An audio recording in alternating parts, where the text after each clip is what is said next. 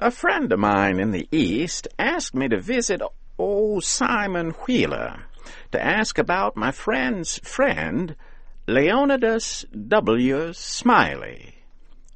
I did as my friend asked me to do, and this story is the result. I found Simon Wheeler sleeping by the stove in the ruined mining camp of Angels. I saw that he was fat and had no hair, and had a gentle and simple look upon his peaceful face. He woke up and gave me good day. I told him a friend had asked me to find out about a friend named Leonidas W. Smiley, who he heard was at one time living in Angel's Camp. I added that if Mr. Wheeler could tell me anything about this Leonidas W. Smiley, I would feel a great responsibility to him. Simon Wheeler forced me into a corner with his chair and began telling me this long story. He never smiled, he never frowned, but all through the endless story there was a feeling of great seriousness and honesty. This showed me plainly that he thought the heroes of the story were men of great intelligence. I let him go on in his own way and never stopped him once. This is the story Simon Wheeler told.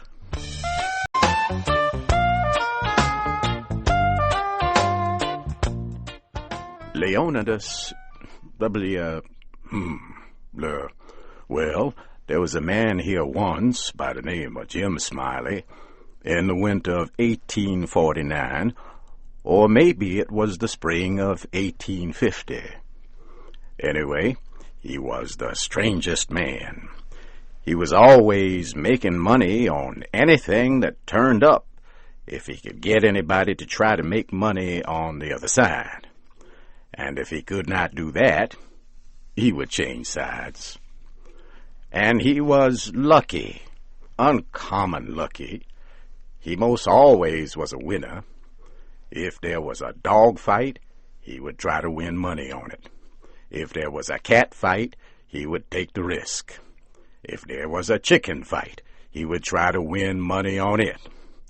Why, if there was two birds sitting on a fence, he would want you to decide which one would fly first so he could win money.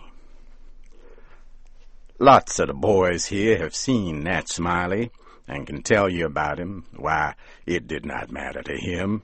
He would try to make money on anything. He was the most unusual man. Parson Walker's wife was very sick once for a long time, and it seemed as if they were not going to save her. But one morning he come in, and Smiley asked him how his wife was, and he said she was better, thank God. And Smiley, before he thought, says, "Well, I'll risk my money. She will not get well." And Smiley had a little small dog. To look at the dog, you would think he was not worth anything but to sit around and look mean and look for a chance to steal something. But as soon as there was money, he was a different dog. Another dog might attack and throw him around 2 or 3 times. Then, all of a sudden, Smiley's dog would grab that other dog by his back leg and hang on till the men said it was over. Smiley always come out the winner on that dog, at least until he found a dog once that did not have any back legs. The dog's legs had been cut off in a machine. Well, the fighting continued long enough, and the money was gone. Then, when Smiley's dog come to make a grab the other dog's back legs, he saw in a minute how there was a problem. The other dog was going to win, and Smiley's dog looked surprised and did not try to win the fight anymore. He gave Smiley a look that said he was sorry for fighting a dog that did not have any back legs for him to hold, which he needed to win the fight. Then Smiley's dog walked away, laid down, and died. He was a good dog, and would have made a name for himself if he had lived, for he had intelligence. It always makes me feel sorry when I think of that last fight of his and the way it turned out.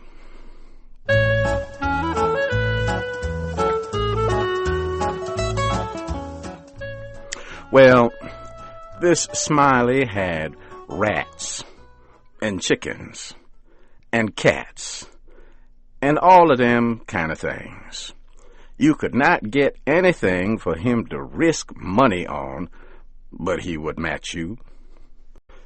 He caught a frog one day and took him home and said he was going to educate the frog. And so he never done nothing for 3 months but sit in his backyard and teach that frog to jump. And you bet you he did teach him too. He would give him a little hit from behind, and the next minute you would see that frog dancing in the air, and then come down all on his feet and all right, like a cat.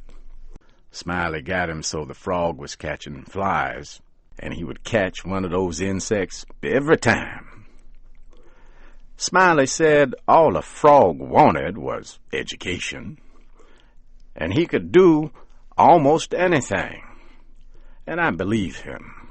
Why, I have seen him set Daniel Webster down here on this floor, Daniel Webster was the name of the frog, and sing out, "Flies, Daniel, flies."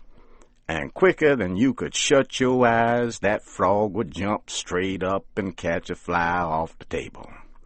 Then he would fall down on the floor again, like a ball of dirt, and start rubbing the side of his head with his back foot, as if he had no idea he had been doing any more than any frog might do. You never seen a frog so honest and simple as he was, for all he was so skilled.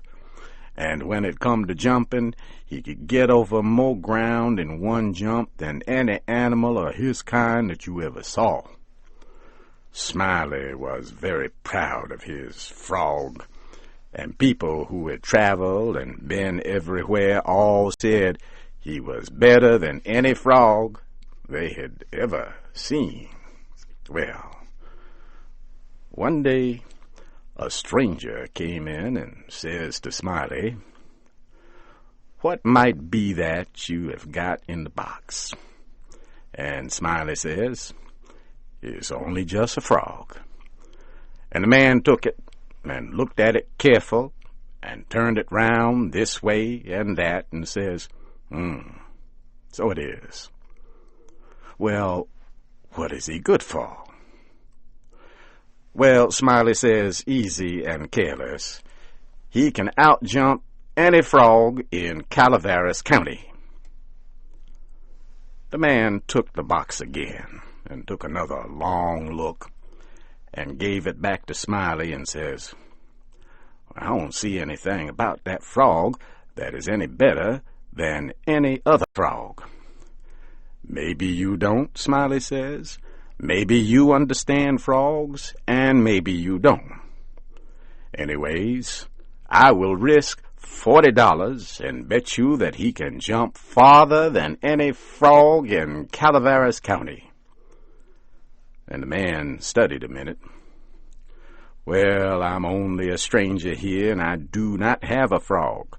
But if I had a frog, I would risk my money on it."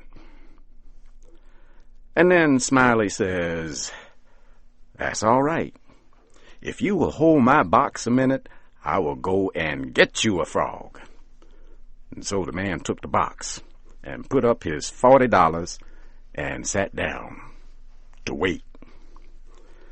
He sat there a long time, thinking and thinking. Then he got the frog out of the box. He filled its mouth full of bullets used to kill small birds. Then he put the frog on the floor. Now Smiley had caught another frog and gave it to the man and said, "Now sit him next to Daniel, and I will give the word." Then Smiley says, "1, 2, 3, go," and Smiley and the other man touched the frogs. The new frog jumped. Daniel just lifted up his body, but could not move at all. He was planted like a building. Smiley was very surprised and angry too, but he did not know what the problem was. The other man took the money and started away, and when he was going out the door, he looked back and said, "Well, I don't see anything about that frog that is any better than any other frog."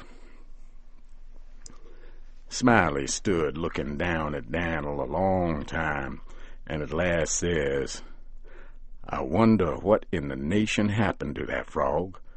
I wonder if there's something wrong with him." And he picked up Daniel and turned him upside down, and out came a whole lot of bullets. And Smiley was the angriest man. He set the frog down and took out after that man, but he never caught him.